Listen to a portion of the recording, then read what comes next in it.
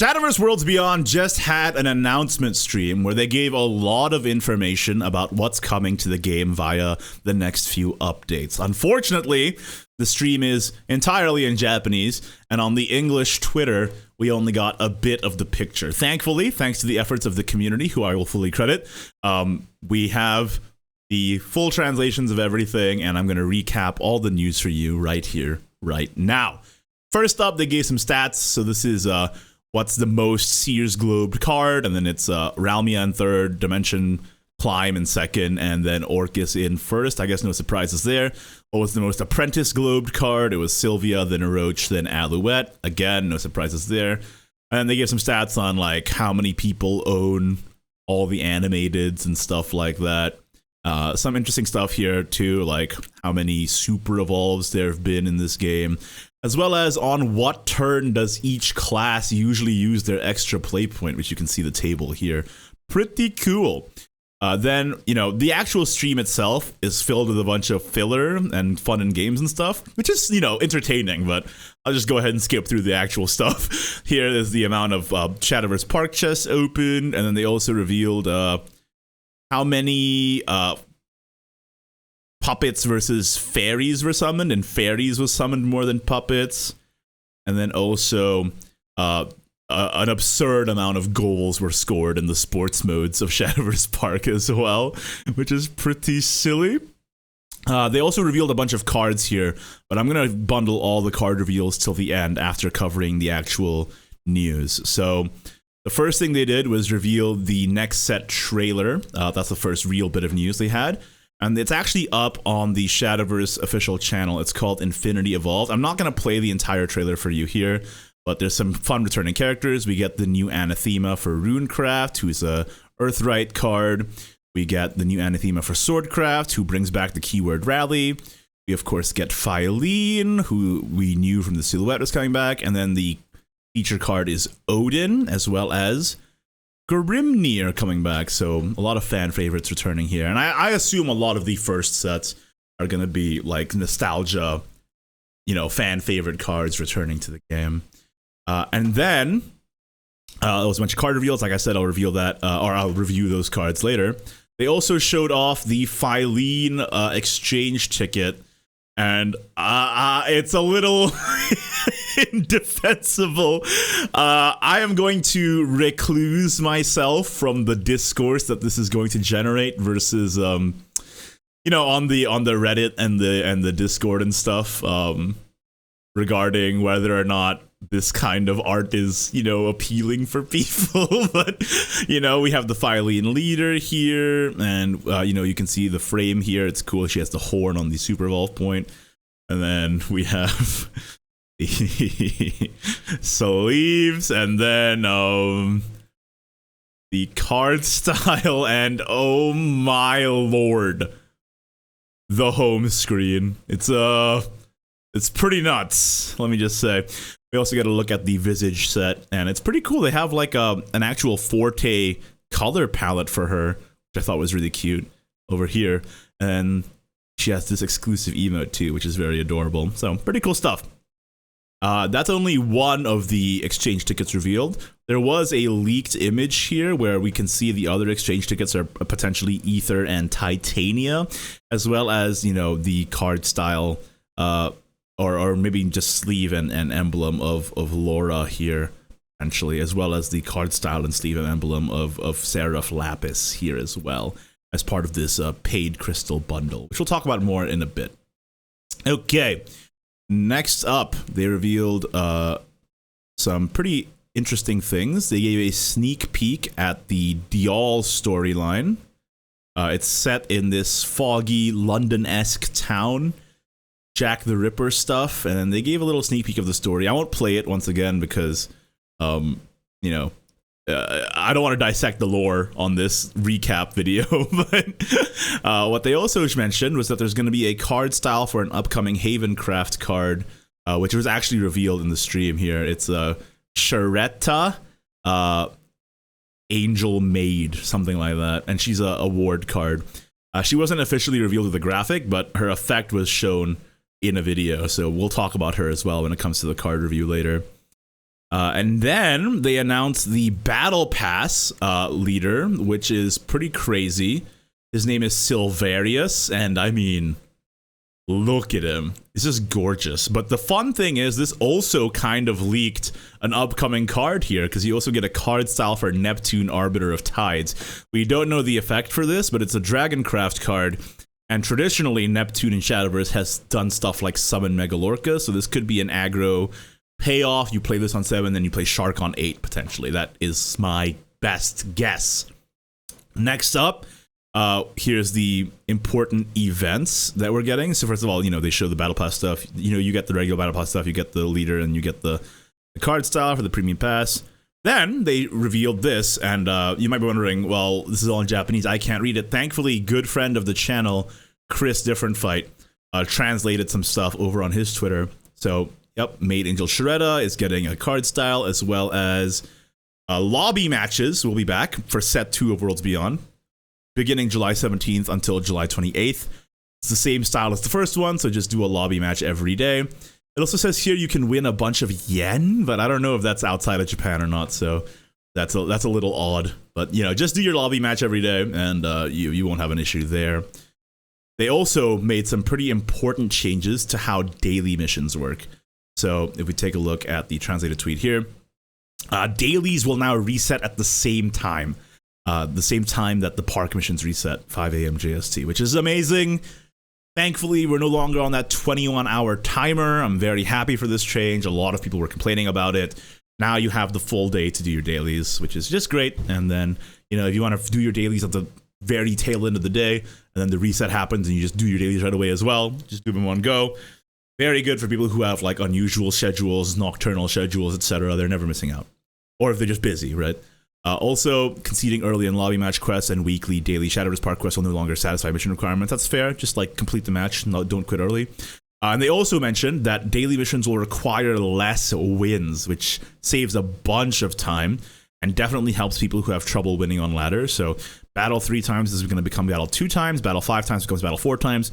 Win 2 ranked matches becomes win 1 ranked match, and win 4 ranked matches becomes win 2 ranked matches. A huge time saver, which is good, and let people complete their dailies quickly, right?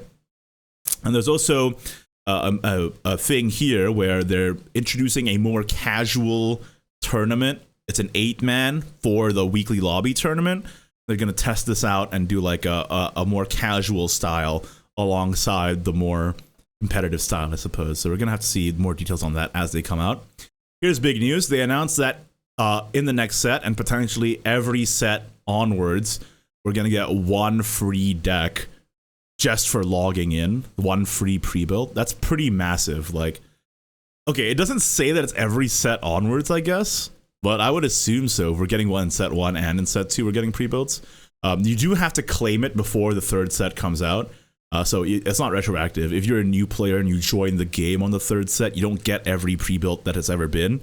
You just get the one for the current set or whatever. But, like, this is pretty good. Like, if you're just a regular player, you're going to get a free deck, at least from one of the classes each set. And if you, like, one-trick a class, that's really going to help you out. So I really like that. That's very good news. Next up, they revealed some stuff about the competitive circuit of Shadowverse Worlds Beyond. So, to be clear, Rage Japan Championship is open to international players, but you actually have to be in Japan to compete. Shadowverse Online Championship is Japan run, but also open to international players, and I highly recommend you check it out. So, they have a new key art graphic for it since it's going to be in the 2nd set. Here are the dates. Go check it out. Then, they announced a new tournament, a BO1 tournament happening sometime in August, details soon. But there's prize money, and it also qualifies you to day 2 of a major. That's a pretty big deal. Then they announced beta test runs for the BO1 tournament upcoming, the City League, as well as the online championship. So if you want to participate in the beta tests, you can give it a go, see how the tournament flow will be, and then when the real thing comes around, you'll be prepared, right? So that's pretty cool. By the way, the City League, I believe, is Japan only, so do take note of that. And then the Japanese Pro League. I don't know why I pronounced Japanese so weird there. It's late. I'm recording this at 1:30 a.m. The Japanese Pro League, obviously, you can't compete unless you're part of one of these teams. It's not an open, it's an invitational, but you can watch. And also Shadowverse also has a student battle thing where high school students and university students can also compete and stuff, but also not very relevant to my audience, I don't think, unless you guys are secretly Japanese schoolboys and I don't know about it. This is also spot battles, also happening in Japan, not anywhere else, I believe. And that is that for the esports events. And then they did a bunch of soccer, kicking into a box. And then they announced a very cool event. They called it Shadowverse Battle Festival. There's the key art for it. And the way it works is, once again, Chris to the rescue. He has the translation here. The entire park, it becomes a festival grounds, and players choose one of 3 teams to represent. The first one will be held in August, so that should be Pack 3. So not next set, but the set after. Each team acquires points by battling, opening packs, or even snapping pictures in the park. And you also get items based on how many points you've gathered individually, as well as contributing to the team total. And at the end, 100 representatives from each team get chosen for a climax battle. Also, every participant wins prizes. What are the teams? You can either choose Dragon Sign, Foresight, or Puppet. And if you win, that card style will be distributed for free to everyone. And the other 2 losers will be put in the shop instead. So if you want Dragon Sign to be distributed to everyone and encourage more people to play Dragon, you can do that, or Rune. And we actually have the, Puppet, of course. And we actually have the Rune outline here. And it's looking a little bit like Kuon. So do you guys really want more Kuon in the game? Team Dragon Sign all the way, baby. That's what I'm saying. So yes, this graphic here explains that you can get the points from, if it'll pop up, hello YouTube. You can get it from battling, you can get it from spectating, you can get it from opening packs, and you can get it from even from taking photos. So even if you're not good at battling, you can still help your team just by hanging out in Shadowverse Park, which I think is pretty cute. Then they announced some details for Take 2. It's known as 2-Pick in Japan. Once again, it'll release with the 3rd card set, but they released some changes of how it works compared to Shadowverse 1. And we have, once again, Chris to the rescue here with this. You can pick from all classes instead of 3 random ones. And they'll preview you 2 of the high rares that you can draft before you pick a class. You can re-roll a pick up to twice per picking period, and they'll adjust the re-roll amounts for certain classes in order to balance them, which I find really interesting. So they're actually making Take 2, like, they give handicaps for the classes that are weaker, which is not, that's a completely new feature. They also changed the way Take 2 works. In the original game, you just play 5 games total, and you get rewards based on how many you win and how many you lose. Here, you can play until you win 7 games, or you get kicked out if you lose 2. So, there you go.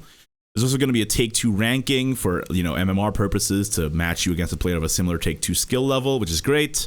And if you win with all 7 classes, you get a Take 2 Master Flare. And then here's an interesting part. And even Chris says he's not confident in this part. It's a little technical, I guess.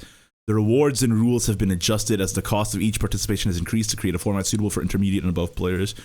So I don't know. That sounds like the cost to enter has increased, which sucks, obviously. But as long as you can go infinite if you do well, I think that would be a good baseline. Because I feel like most card games do let you go infinite if you do well, plus a little extra. So, hopefully this allows people to become like draft pros. I was going to say a different word, but I don't want to accidentally invoke that evil. You can, become a draft, good player at draft and, go cycle through and keep going infinite. That would be nice for people who are good at the game. And they also showed some of the flares available. So in Japan, it's called 2-Pick, but again, in English, it'll be called Take 2. So Take 2 Master, Master of Take 2, Selector Supreme, etc. So pretty cool. All right. Next up, they also announced a new beginner feature. It's puzzles. So we actually did have puzzles in the original game, but this time it's geared towards beginners. You can get a hint from UD up to 3 times, and they even have this feature where you can roll back turn by turn or move by move in case you made a mistake. So that's nice. You don't have to restart the whole puzzle in case you made one misclick or something. Pretty neat. And yeah, you just try to find lethal, I suppose, and it teaches you some of the fundamentals about the game, which is pretty cool. All right. Next up, they announced some goodies for Grandmaster. So they're introducing Grandmaster or like Master Point rankings in set 3, I believe. Yeah. So not set 2. So this is once again coming in August, and you can get Master Point rankings, and if you do well in the rankings at the end of the season, you'll get rewards like files, pack tickets, etc. And the top 3 players get a special flare. So this is really good for the grinders, obviously. In the original game, I believe it was top 10k, top 1k gets the rewards, and they changed that to 5k, 500 when the game went to the throwback mode. But yeah, if it's top 10k, top 1k, it should be pretty doable for people to play and at least get top 10k. So pretty cool. Next up, they have a premium bundle happening, and that's the leak that we have here, where you can buy up to 10 times, and they each cost 1,000 crystals.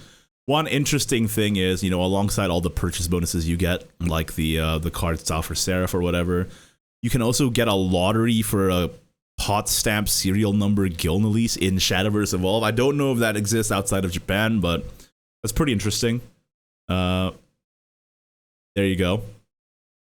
And then here's also announced additional cosmetic supplies are going to be added to the shop. You don't know the crystal price yet, but I assume they're going to be pretty high because the sleeve crystal prices are pretty high in the shop. So these are full-on card styles for a bunch of different cards. So I mean, that Forte one looks gorgeous, but I don't know. I'm going to have to see the price on those.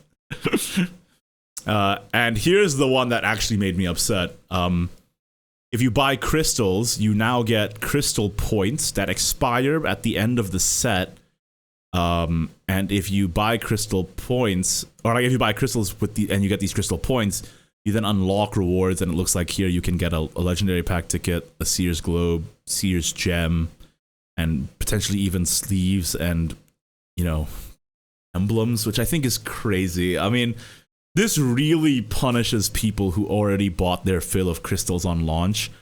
Like, the fact that we're only getting the system introduced now, and they even say down here, crystal points will not be retroactively given to people who bought before July 17th. Like, I think this is nuts.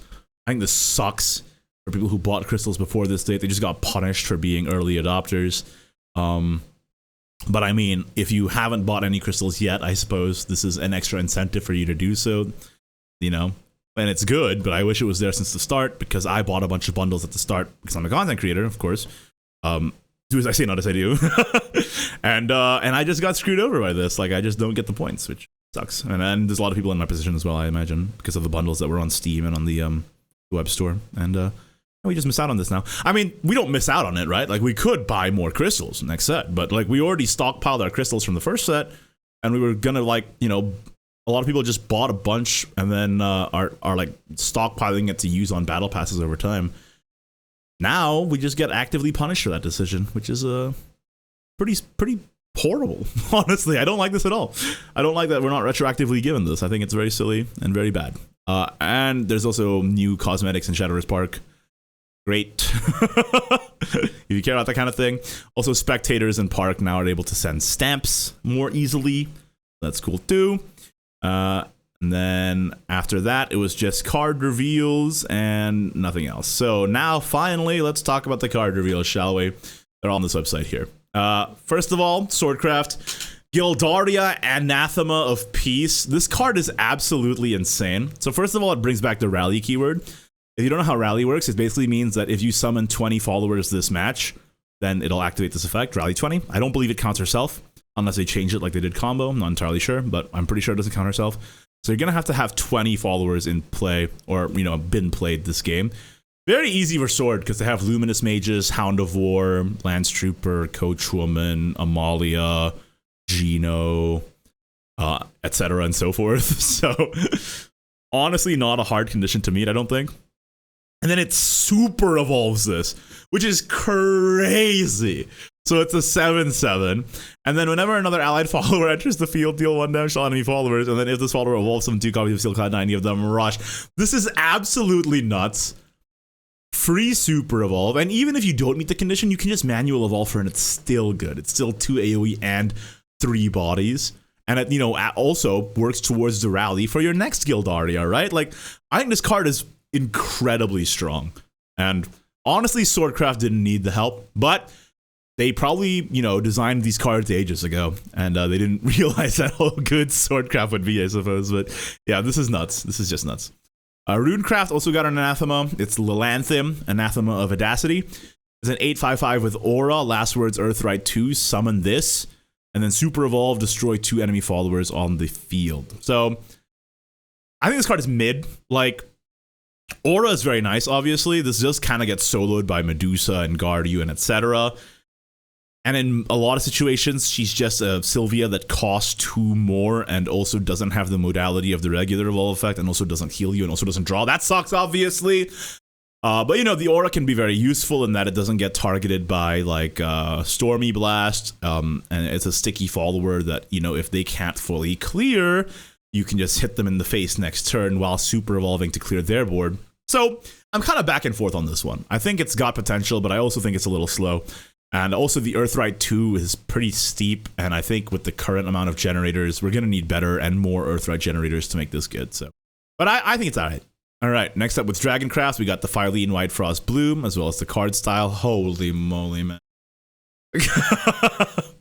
Anyway, if you're in Overflow, add White Frost Whisper, Bane, deal 1 damage to all enemy followers on Evolve. Just to be clear, for new players, this Evolve does not deal Bane damage. So it will only deal 1. It won't auto destroy, even though she has Bane. The Bane is only her attack effect. It doesn't affect the evolve here. So it's I think this is just a generically good card that you have to run because it's a 2/2/2 with Bane that can be a good removal. I should talk about what White Frost Whisper does, of course. It's a 3 play point that can either destroy all damage enemy followers or increase the cost of all cards in your opponent's hand by 1 until the end of turn. So what you can do is Filene, evolve, and full clear with Whisper, or you can Filene and Overflow, you save the White Frost, and then you can Apollo later plus Whisper to full clear, or you can Filene, get the White Frost Whisper, and then potentially screw over a combo turn from your opponent. Maybe you make, unfortunately this cost does not affect Enhance, so like, at least it didn't in the first game. I don't know how it is gonna be in this game exactly. I assume it's gonna be similar though. So for example, if you do this against the Swordcraft, it makes the Albert cost 6, but then they can still just enhance for 9, so it doesn't really prevent that. That's how it works in the first game. I assume it's going to work the same way here. Maybe not. We'll see. Unfortunately also, it doesn't affect the card that your opponent draws that turn. It's only the cards that are currently in their hand. That's how it works in the original game. Again, not entirely sure how it works in this game, but we can assume. So if they top deck the answer they need, you get screwed over there too.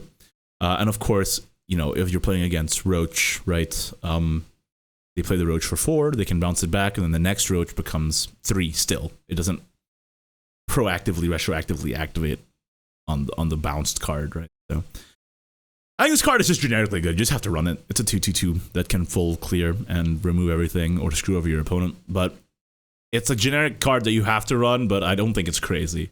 It's just like, it's staple that you have to have it, but it's not like a, oh my god, this card is broken kind of card. That's kind of how I feel about it. We also got Ginsetsu and Yuzuki, Twin Calamities. They stuffed together a Bloodcraft and a Shadowcraft legendary in the same way that they stuffed together Bloodcraft and Shadowcraft, I suppose. You can select the mode to activate. You either summon 4 copies of One-Tailed Fox or destroy 4 random enemy followers and restore 4 to your leader. One-Tailed Fox is a rush and ward. Last words, give a random allied Ginsetsu and Yuzuki Swan. So, honestly, this card I think is really good. It's obviously goes crazy in the grinder game, like when all super evolves are out, and then you're like, playing a grindy matchup where you don't have any EP or SCP anymore. You get this, you just completely turn the tide. If you're ahead, you summon the One-Tailed Fox. They can't do anything about it. If you're behind, you do the second effect, and you clear the board and heal out a lethal. Like, I think this is fantastic. It's a good card. It's a little expensive, but for controlling Abysscraft decks, it's a good card. Wilbert Desolate Paladin. Ward, last word, summon 2 copies of Holy Cavalier, which is a 1/2 with Ward. But his crest that he gains on Evolve is that whenever an allied follower with Ward enters the field, give it +1/+2. This card is insane. This card is just insane. Like, these become 2 4s that come out of this for free. And then Bellringer Angel becomes a 1/4 as well. Like, man, this card is good. And you know, I was expecting ward support, but this is very strong. And we actually have a little bit of gameplay on the official Shadowverse Twitter, which also revealed a couple of other cards. So here we have Cleric of Crushing and Cheretta Angelic Maid, which was the card style that was also revealed in the Japanese stream. So if we frame by frame it, well, first of all, here's the Wilbert effect. You can see that the wards come out with the buff because of the crest, and then we frame by frame it here. We can see Cleric of Crushing is a ward evolve, select a super evolved enemy follower on the field and destroy it. That's really bad. Very conditional. I think the only reason you play it is because it's a 4 defense ward for 3 in this ward deck, so you can like play Sarissa on 2 and then Cleric of Crushing on 3. But man, that evolve effect is so conditional. I don't love it.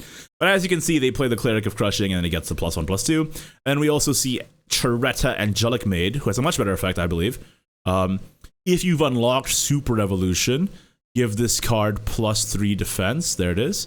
And it has ward, and it's a 2 cost. So it's a 2 cost 2/5 once you've unlocked Super Evolve. And with the Wilbert effect, it's a 2 cost 3/7, which is absurd. Look at this freaking wall, dude. It's crazy. So there you go. Wilbert, strong card, and we also saw a couple of other bonus cards there as well. Next up, we have Odin, Twilight Fate, neutral card, neutral legendary, fanfare, select an enemy card on the field and banish it. Storm. So, you know, pretty generic effect. Definitely worse than the class-specific ones, but I do like that, you know, in a neutral deck, you now have the option for Storm. So, like, for example, in a Tempo Earthright deck, I didn't have the option to have a Stormer before. Now I do, so that's pretty cool. Also, the fact that this is an enemy card on the field means it is amulet removal. It's also, you know, removal for Seraph Glory Be, because it's a banish effect, not a destroy effect, so it, you know, disregards last words. Pretty cool stuff. I think it's a fine card. It's nothing crazy, but it's pretty cool. And those are the reveals. So yeah, let me know what you think about the news. I believe that's everything that was announced, and everything else is just faffing about in this stream. Which, once again, no hate to the faffing about. I like it too. Oh yes, there was one more thing. I almost forgot. Of course, there's a release celebration mission for the Infinity Evolves launch, where you can get 10 card pack tickets. And then, I believe, correct me if I'm wrong in the comments, but I believe due to the mini games they played in this stream, we're also getting an additional 10 packs just for logging in during this time. And there's currently a giveaway on the Twitter where 10 winners will get 10 Infinity Evolved card packs, and you can like and retweet that post right there. And I think in Japan, like, they even get a little bit more than just that. They get like their retweet campaign, there's like the potential to win something or other. But I believe it's like a physical Shadowverse Evolve bonus, so it doesn't really apply to us, I guess, who live outside of Japan. All right, well, that's now all the news. Let me know what you think in the comments down below. Appreciate ya. Bye.